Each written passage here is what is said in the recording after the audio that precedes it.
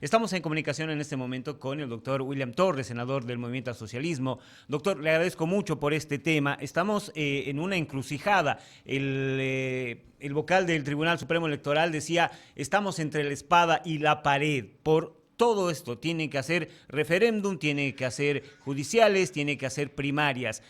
Ustedes van a tratar, se ha convocado a sesión para ver esto de la ley de la suspensión de primarias y cuál es su postura. Gracias, doctor. César, muy buenos días y un cordial saludo a todos los amigos de su programa. Eh, Efectivamente, esta semana está previsto abordar el proyecto de ley de suspensión de las elecciones primarias. Sin embargo, hay que hacer notar algo. Creo que el escenario político ha ido cambiando. Recordemos que el pasado 10 de julio cuando el Tribunal Supremo convocó a una reunión multipartidaria donde asistieron 11 fuerzas políticas entre partidos y coaliciones, se suscribió entre 10 de ellas un acuerdo. Lo que no sabíamos ese día es que precisamente ese día, 10 de julio, ya el gobierno, a través de uno de sus diputados estrella, vale decir, de Juan José Jáuregui, ese mismo día estaba presentando, mientras por un lado nos pedía y nos decía, no podemos tener dos elecciones o dos actividades electorales en un solo año, por más de que tengamos voluntad política.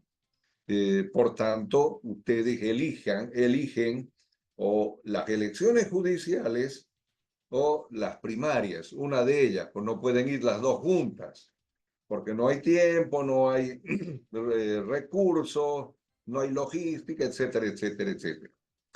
Sin embargo, mientras nos decían aquello, resulta que el gobierno, paralelamente y por bajo escritorio, estaba presentando una acción de inconstitucionalidad abstracta en contra de dos artículos, el artículo 152 del Código Procesal Constitucional, que dice que el Tribunal Constitucional tiene la obligación de revisar la ley aprobada por 2/3 para una modificación parcial por el órgano legislativo, pero también tiene la obligación de revisar si acaso esta iniciativa nace de una iniciativa popular con el 20% de votos o de firmas del padrón electoral.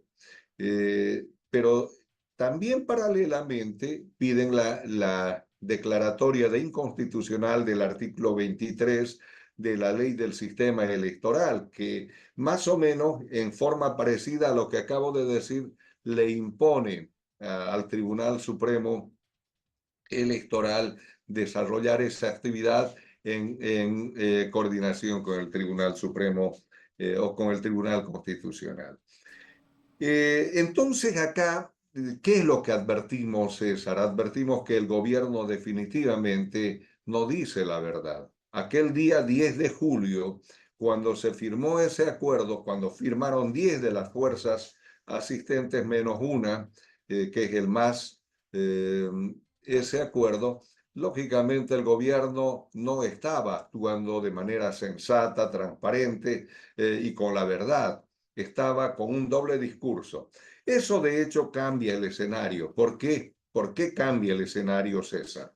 Primero, eh, plantean aquella acción de inconstitucionalidad en contra de esos dos artículos. Y segundo, el pasado 6 de agosto nos dicen que el presidente del Estado que convocará referéndum y que este se llevará exactamente el mismo día de las elecciones judiciales, donde se abordarán temas que tengan que ver con la reelección, con el tema de la redistribución de escaños, que tengan que ver con el sistema con el tema económico, con el tema de hidrocarburos, en fin. Temas que tienen que ver por mandato constitucional con el gobierno, no es el pueblo el que tiene que decir tengo problemas y estas son mis soluciones. No, no, los hemos elegido a ellos para que ellos resuelvan. Y el tema de la reelección, efectivamente, eso amerita una reforma a la Constitución, pero no es de la manera como pretende hacerlo. El gobierno pretende, a partir de la declaratoria de inconstitucional de estos dos artículos, el gobierno pretende convocar al referéndum por decreto supremo, porque los autoprorrogados, a quienes no los reconocemos como constitucionales y menos como legales, seguramente sacarán una sentencia absolutamente estropeadora de nuestra Constitución, porque imagínese, nuestra Constitución, que es la ley suprema, ha sido diseñada con una suerte de blindaje jurídico en el artículo 411 para que no cualquier ciudadano venga y diga, bueno, no me gusta este artículo y entonces hay que cambiar. No, ese blindaje tienen todas las constituciones y la nuestra también para que las reformas a la constitución total o parcial se realicen con el cumplimiento de ciertas formalidades, pero que no puedan realizarse cualquier momento, sino después de consensos, de acuerdos entre todos los bolivianos, en fin. Pero ahora con esta acción de inconstitucionalidad lo que pretenden es sacar todo ese blindaje y que cualquier rato, cualquier gobierno que llegue y cualquier ciudadano por último pueda plantear reformas y se haga por decreto supremo. Eso nunca se ha visto y lógicamente ahora no permitiremos que eso ocurra. Doctor, Entonces, una consulta para en referencia a eso, doctor. ¿Es posible plantear un recurso de inconstitucionalidad sobre la misma Constitución? Porque se está yendo en contra del artículo 411 de la Constitución, más allá de que en la acción se nombren otras normas, pero se está yendo en contra del 411 de la Constitución. ¿Es posible eso? No, no, no, César, eso no es posible, no es posible que 9 sujetos que no tienen ningún tipo de autoridad quieran ellos ya convertirse en los reformadores de la Constitución, porque esa sentencia será una reforma directa de la Constitución. Ese es un arbitrio, ese es un abuso, César, que no se los podemos permitir. Pero lo que es más, a partir de ello, el presidente del Estado pretende incorporar modificación en el artículo 168 de la Constitución Política del Estado.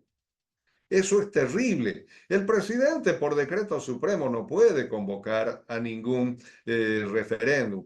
Todos queremos referéndum, pero no de esa manera, César. Entonces, todos estos elementos que acabo de referir, ¿qué nos permiten entender?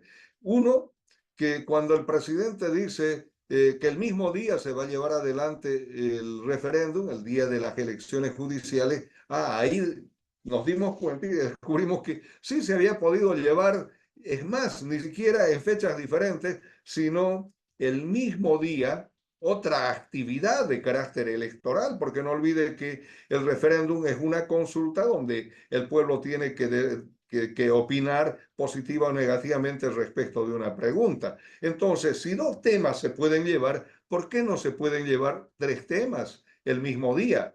Entonces, ahí el gobierno nos mintió y nos sigue mintiendo y el Tribunal Electoral o ha sido engañado por el gobierno o está en concomitancia con el gobierno. Son dos cosas. Entonces, esto cambia el escenario, le decía, y el debate, lógicamente, esta semana en torno a aquella ley de suspensión de las primarias será, entiendo, diferente. Es decir, la postura de ustedes va a ser que no se apruebe ese proyecto de ley.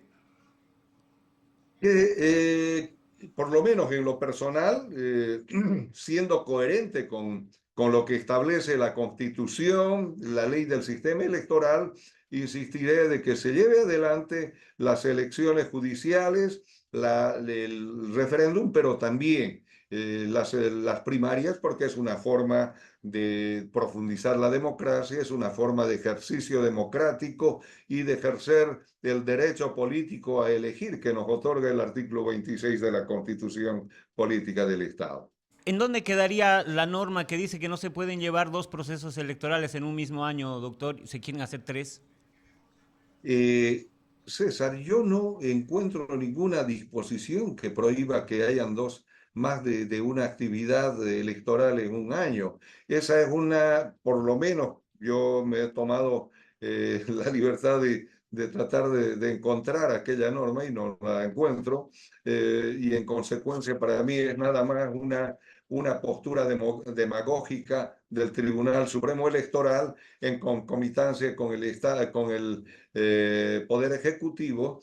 Ahí yo de manera permanente le escuché hablar sobre este tema al vocero del gobierno, el vocal Tawichi Tawichi. En todo caso, pues habrá que, ellos tendrán que decir dónde, pero yo no encuentro ningún óbice ni impedimento para el desarrollo de más de dos o tres actividades electorales en un solo año. Doctor, le agradezco mucho por este contacto. El agradecido soy yo. Hasta pronto.